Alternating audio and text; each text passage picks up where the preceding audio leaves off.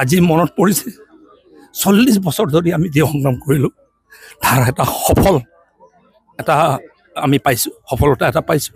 তাৰ কাৰণে এই 40 বছৰ যিসকলে সংগ্ৰাম কৰিছিলে সকলোকে আজি মই এই আৱেগিক এটা দিনত সকলোকে ধন্যবাদ জ্ঞাপন কৰিছোঁ, তেখেতৰ ত্যাগক স্বীকাৰ কৰিছোঁ আৰু আশা ৰাখিছোঁ তেখেতসকলে যিসকলে ত্যাগ কৰি আমাক প্ৰাপ্তি আজি আমাৰ ভাষা, আমাৰ মাতৃভাষা, মায়ে জন্ম দিয়ে আমাক যিটো ভাষা শিকালে সেই ভাষা চিৰকাল জীয়াই ৰখাৰ কাৰণে যিটো প্ৰচেষ্টা চলাইছিলে তাৰ কাৰণে ধন্যবাদ জ্ঞাপন কৰিছোঁ। আৰু তাৰ কাৰণে মই অসম চৰকাৰৰ মাননীয় মুখ্যমন্ত্ৰী ডক্টৰ হিমন্ত বিশ্ব শৰ্মা আৰু আমাৰ শিক্ষামন্ত্ৰী শ্ৰদ্ধাৰ ডক্টৰ ৰণোজ পেগু ডাঙৰীয়াকো ধন্যবাদ জ্ঞাপন কৰিছোঁ। তেখেতসকলে মিচিং সমাজক এই দিনটো যেন দেখালে আৰু 200টা স্কুলত আজি আৰম্ভ হৈছে আৰু আশা ৰাখিছোঁ যিটো আদৰেৰে মিচিং সমাজে এইটো আদৰি লৈছে আৰু যিটো আদৰেৰে মিচিং সমাজে নিজৰ ভাষাটোক নিজৰ মাতৃভাষাত পাঠদানৰ বিষয়টোক লৈ যেনেকৈ স্কুলবোৰক সজাইছে, এটা শৈক্ষিক পৰিৱেশ গঢ় দিয়াৰ কাৰণে নতুনত্ব এটা প্ৰদান কৰিছে প্ৰত্যেকটো এই 200টা স্কুলক।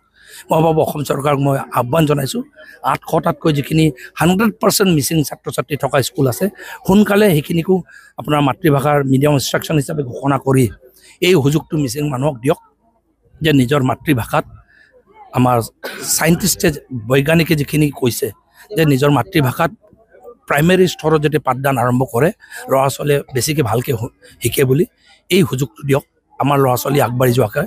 আৰু মই ইয়াতে খালি এটা বস্তু আহ্বান জনাইছোঁ, ক'তো এটা মিছকনচেপশ্যন হ'ব নালাগে। মিডিয়াম ইনষ্ট্ৰাকশ্যন হিচাপে আমাৰ স্কুলসমূহ যেতিয়া আমি মিচিং ভাষাত পাঠদান আৰম্ভ কৰাইছোঁ, কিন্তু আমি অসমীয়াও ইয়াতে পাঠদান হ'ব, ইংৰাজীতো পাঠদান হ'ব।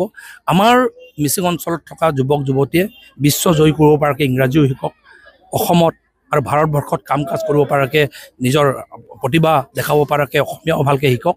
আৰু তাকে কামনা কৰি আজি এই আৰম্ভণ মই সকলোকে শুভেচ্ছা আগবঢ়াইছোঁ, মিচিং সমাজক মই শুভেচ্ছা আগবঢ়াইছোঁ।